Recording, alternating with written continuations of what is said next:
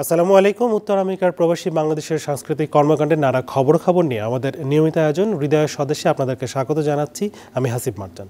আজ যে আয়োজনের খবর আমি আপনাদেরকে জানাবো তা হলো, নিউ ইয়র্ক স্টেট ডেমোক্রেটিক নির্বাচনকে সামনে রেখে জ্যাকসন হাইটসের ডাইভার্সিটি প্লাজায় বর্ণাঢ্য আনুষ্ঠানিকতার মাধ্যমে নিউ ইয়র্ক স্টেট এর অ্যাসেম্বলি ওমেন জেসিকা গঞ্জালেস রোজাস ও অ্যাসেম্বলিম্যান স্টিভেন রাগার পক্ষে এন্ডোর্স করেছে বীর মুক্তিযোদ্ধা ডক্টর আবু জাফর মাহমুদের নেতৃত্বাধীন রাজনৈতিক সংগঠন পিপলস ইউনাইটেড ফর প্রোগ্রেস। সমাবেশে আগত অ্যাসেম্বলি ওমেন জেসিকা গঞ্জালেস রোজাস ও অ্যাসেম্বলিম্যান স্টিভেন রাগার বিভিন্ন জনহিতকর কর্মকাণ্ডের সবিস্তার বর্ণনা করেন ডক্টর আবু জাফর মাহমুদ। এই দুজন এই কতদিন ধরে নিউ ইয়র্ক স্টেটে অধিবেশন চলাকালীন ওরা জনগণের পক্ষে, তাদের ভোটারদের পক্ষে, তাদের স্বার্থের পক্ষে যেভাবে দৃঢ় প্রত্যয়ে লড়াই করেছে, আমরা তার সাক্ষী।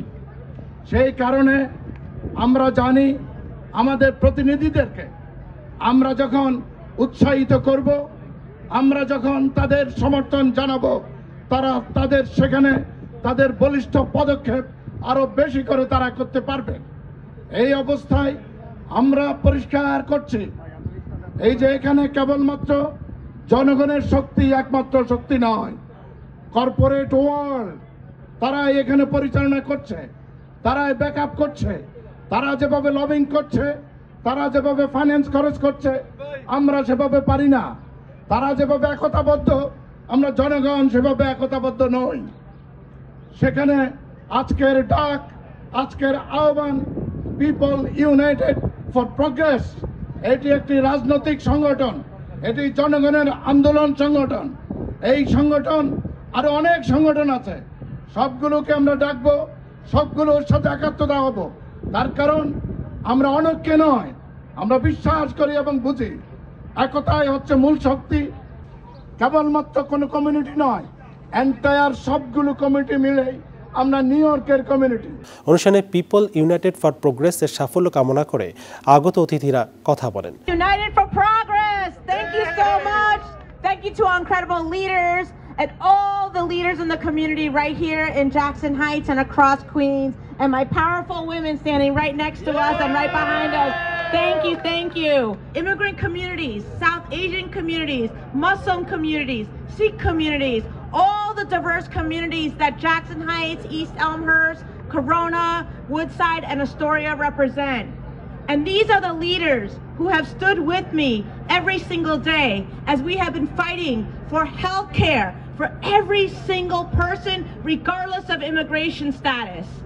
As we've been fighting to ensure that every school can celebrate Eid and Diwali and Lunar New Year. Our community leaders are all here together, everyone from People United for Progress. I thank you for your support. And Milan introed us as our Bangladeshis in the house. Milan, we're in their house. We're here right now in Diversity Plaza. And like I was mentioned, it's so important to me to make sure our community, our very diverse and vast community here is represented, is heard in Albany, and that's what we do for you all the time when we're in our capital. I'm happy to sit on the state's Asian Pacific American Task Force. We make sure we prioritize getting resources and services to our Asian, to our South Asian community, to our Muslim community, not just here in Jackson Heights, not just here in Queens, throughout the state. অনুষ্ঠানে আগত নেতৃবৃন্দ ঘোষণা করেন doctor Abu Jafar Mahmud New York স্টেটের Queens Democratic County কমিটির সদস্য পদে নির্বাচন কমিশনে ব্যালটভুক্ত হয়েছেন। এই আয়োজনের মধ্য দিয়ে মার্কিন যুক্তরাষ্ট্রে বাংলাদেশি রাজনীতিকের নেতৃত্বে যাত্রা শুরু করেছে নতুন ডেমোক্রেটিক রাজনৈতিক সংগঠন পিপল ইউনাইটেড ফর প্রোগ্রেস। এদিন সমাবেশে নানা শ্রেণী পেশার বিপুল সংখ্যক প্রবাসী বাংলাদেশি নেতৃবৃন্দ অংশ নেন। অনুষ্ঠানের শেষাংশে করতালির মাধ্যমে ডক্টর আবু জাফর মাহমুদ এন্ডোর্স করেন দুই রাজনীতিককে। Important and historic decision starting. As I see all of your face, you everybody like these two representatives, two of our friends, brother and sisters. And I acknowledge on behalf of People United for Progress, this is our political organization.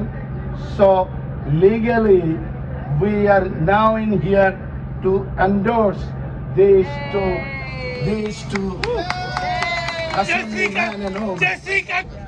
Jessica Gonzalez and Steve Braga is our representative. We support them, we endorse them. এই ছিল আমাদের আজকের হৃদয় সদস্যের আয়োজন। আগামীতে আবারও দেখা হবে, সেই পর্যন্ত সবাই ভালো থাকুন, সুস্থ থাকুন।